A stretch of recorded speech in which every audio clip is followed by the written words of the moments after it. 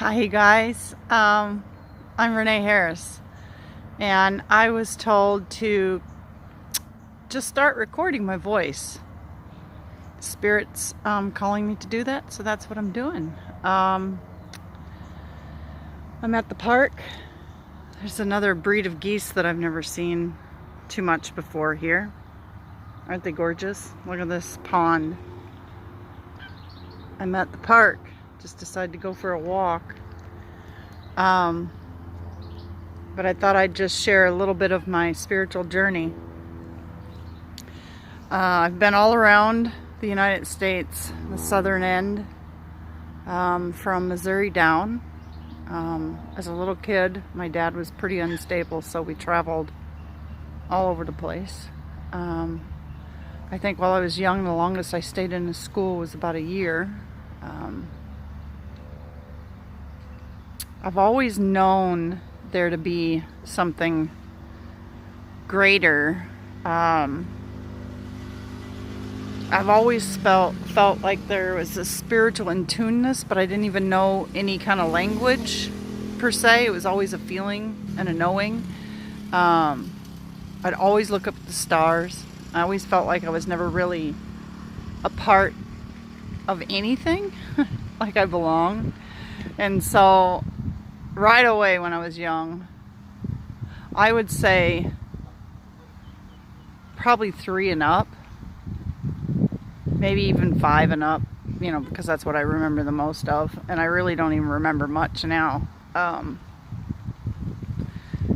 just always felt like I was trying to be a part of something, and I just didn't know what. And yeah, so I just knew that, like, certain things I would have, I don't even know the word, but intuition about. Like, and then my dad's death. He couldn't take life anymore. He made the choice to commit suicide when I was almost 11. And that was extremely traumatic for me. I didn't know how to handle it. And my mom really didn't either, sadly.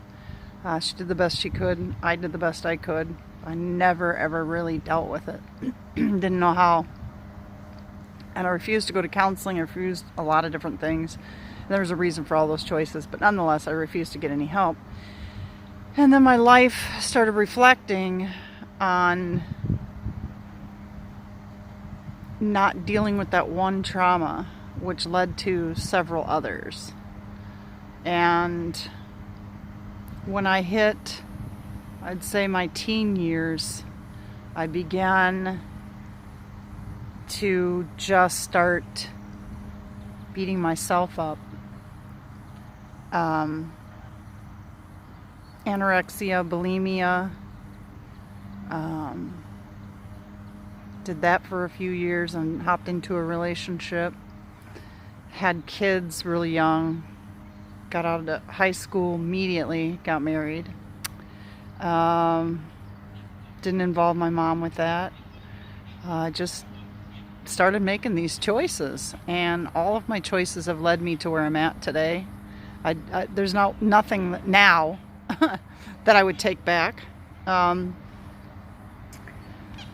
Through my years, I would know, like, I knew my uncle had passed, even though his surgery was something he was supposed to come out of. And I told my mom at about 1 o'clock in the morning, Mom, I would call the hospital. And she's like, no, I just left there at like 10:45. And I said, no, you've got to call. Something's not right. You know, and it's just ongoing through my life, things like that. Like, later on, I mean, there's just too many to begin to share them all with you at the moment. But I'm just giving you glimpses of what my intuition was like. One other one that stands out the most is my son. We were living in North St. Paul, Minnesota, and I just looked at him, and he says, Mom, I'm going to go. And I says, okay, well, have fun. I said, if you decide to drink, just stay. And he goes, oh, I know. He goes, I'm just waiting for that call about this job. And I go, I know, but if you decide to drink, just stay. Something doesn't feel right. And he goes, okay, Mom, I love you. And he left, and I had that feeling something was going to happen.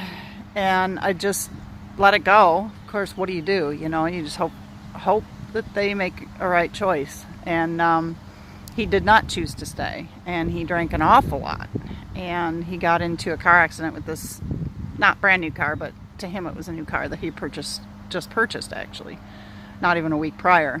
And he was coming down by the St. Croix River, and he was coming down to the T where the road runs along the river, and instead of hitting the car, supposedly according to the police report, instead of hitting the car that was coming, you know, he was misjudging, but he didn't go into the river. He swerved over and went into the ditch on the other side in a rollover. And of course he came out of it alive. Nobody was injured. I always told my kids, if you're going to make these choices, I said, the only way I'm going to come help is if someone's injured, including you or the other person. But if you get yourself put in jail, you make these choices, you're stuck there to deal with your choices. And I've always told them that. I've always been aware, and I've always been self-aware. But the programs that we've been programmed all of our life, I mean, I even wanted to start a website on helping women get through abuse and suicide. And I actually purchased a .com once. And these patterns from childhood, and actually I discovered the patterns energetically go imprinted in from past lifetimes too, which I had no concept of until I hit a breaking point in all of my patterns. I pretty much had enough. I had some things happen with me and the kids, and I just, drink in hand, mind you, I drank quite a bit to wash a lot of this away off and on through my life. I never really pot smoked too much because pot wasn't my thing. It made me always feel paranoid and weird shit. But now I know that underneath that was because there was paranoia already there. My dad was paranoid with a lot of what was going on with him mentally. So I believe that was passed on. So underneath, the reason why I didn't want to pot smoke is because of the weird feelings it gave me. I understand that there was something underneath that now, but again, nonetheless, I never did start on pot smoking, but I did drink, and I knew underneath the drinking there was things I had to deal with, but I didn't deal with them. So at least I thought I was dealing with them because I was so aware, but the programming was just too fucking thick. And so actually this guy came to me. I was walking my dog, and I'd separated from my last relationship. And I'm not getting into any of the drama of that because it was created by me and it was dealt with by me. And at the end, I had to deal with me. Nobody else but me. And so ended that relationship, gotten into an apartment of my own, and I was walking my dog, and there's this building by the street. Okay, then there's the middle building, and then there's this building, and there's an alleyway in the back. And I was walking my dog like I do every day, and I saw this van, a white van, out of the corner of my eye, like a plumber's van or something like that. And I was walking, and again I saw it out of the corner of my eye, and the next thing I know, this person's right there and asks if they can speak to me, if they have permission for me to speak to me, and that they have something really important to tell me. And I'm like, sure, why not? All right. But when he walked up and he got closer, like energetically, I didn't know any of these terms. I didn't know aura. I didn't know any of that shit, right? So, but when he walked up, it was the most calming, beautiful sensation of just, if you could just take that silence that I just gave you and feel all goodness. That's what it felt like. So anyway, he proceeded to talk. I do not remember everything, but I do remember him telling me he's a counselor of counselors. And he looked right at me and he said, you have to get rid of that 7-foot shadow.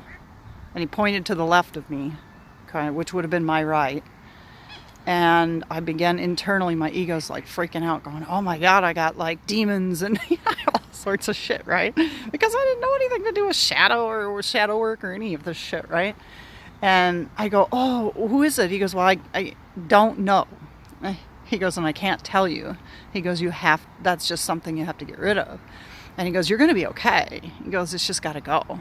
He's just so calm about everything. And then all of a sudden he goes, you kind of want a hug, don't you? And I'm like, oh my God, he took that shit right out of my mind, because he felt so loving and warm. And again, I couldn't put it into words, right? So I gave him a hug, and he proceeded to talk, and he was just very kind about, sharing what he did. And the next thing I know, we're sort of ending the conversation.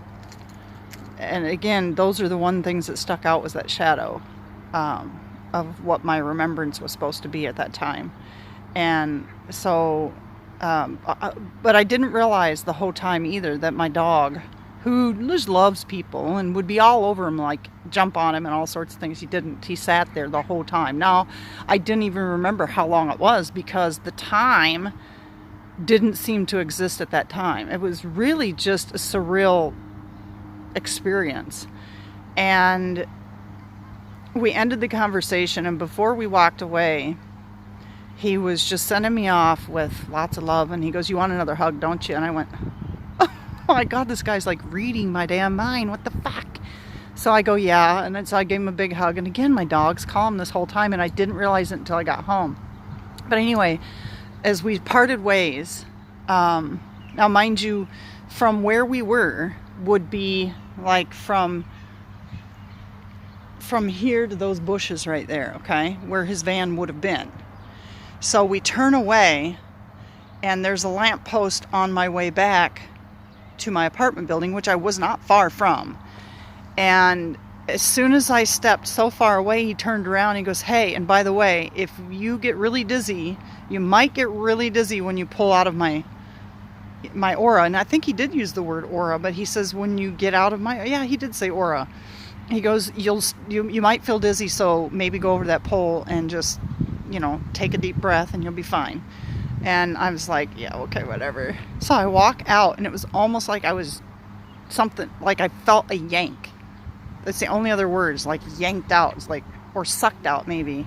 And then I did get lightheaded, and I took his word for it, and I went over to the lamppost, and I went to turn around to see if he was there. This all happened within seconds, at least in my perception.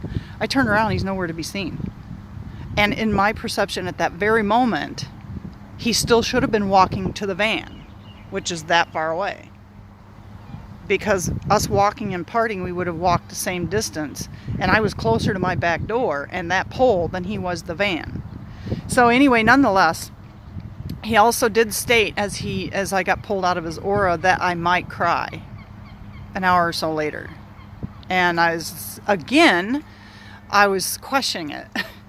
And so I'm just fiddle farting in the house, and the dog's back to being hyper again, his normal self. And that's when I realized that my dog was eerily calm, strange. And I thought, okay, that was just the weirdest thing I've ever experienced in my life. And I thought, okay, well, I'm probably the only one that's ever going to believe me on this one. So there's no way to share it with anybody. So I never did. And I did start crying, not an hour later, but about an hour and a half-ish. I just sat on my bed and I started bawling. And then I think it was a few months later, dealing with some more family stuff, that I was kind of drinking every night then. And I was drinking, and I laid in bed, and I was tired. I was done. I was done with it all. I mean, I was done with it all. And I literally felt myself just lay there and surrender and say, all I want is to love and be loved. That's it. That's all I want. And I cried myself to sleep. And it was not long after that things started happening for me. Not that they weren't before, but strangely enough, very quickly after that. It was just the weirdest thing. So that's a little bit about me, and what brought me to that point in time in which major changes started happening. And yes, on a spiritual level. And yes, this ascension is real. It is evolutionary. We've been changing for eons of years, but we are delayed in where we're supposed to be, or where we'd all hope to be, I guess. We're just delayed. So I'm going to say this now. You take what you want from what I say. If it resonates, it does. If it doesn't, it doesn't. And it's okay either way. But what I do know is what I do know for me. And I relate with a lot of people, and there's a lot of people I don't relate to. That doesn't mean anything more than that's just not something I'm supposed to hear. Or if I hear it and I'm supposed to hear it, it's going to come back at me somewhere. Okay? So there's no beating up on anybody's self, or, none of that anymore. I'm done with that. Or at least I'm working towards being done with that. Purely being done with that as much as I possibly can in the time that I'm given. And the ascension is 1,000,000,000% my life now. And there's no going back. You cannot undo awarenesses that have been brought forward, at least not for me. If I go back, it gets really ugly quick. Really ugly quick. So that's just not my choice. My choice is to move forward, because I can move forward, or I can remain, because I don't think I can go back. But nonetheless, I appreciate you taking time to listen to my video. I do have a lot more stories. That is just a general synopsis of how it got me actually to New Zealand. I should extend just a little bit further.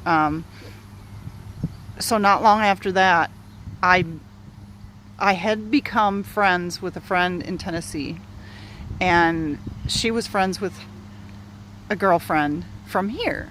And so we were, getting to know each other. We'd known each other for quite a while. And the next thing I know, I meet a person who worked in a shop next to the person in New Zealand. I met the person that worked in the shop next to him, which is now my husband.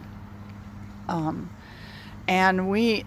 time went by, mind you. There was not just a boom, boom, boom, but for me to be here in New Zealand from Minnesota, and everything that led up to that, and then led up to me coming here, has been just a complete,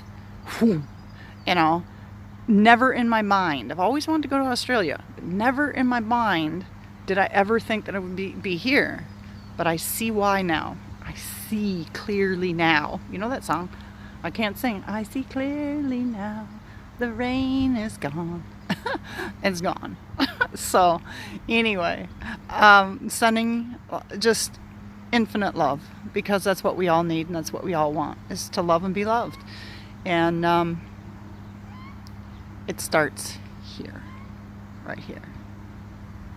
Everything else follows. It starts right here. Peace.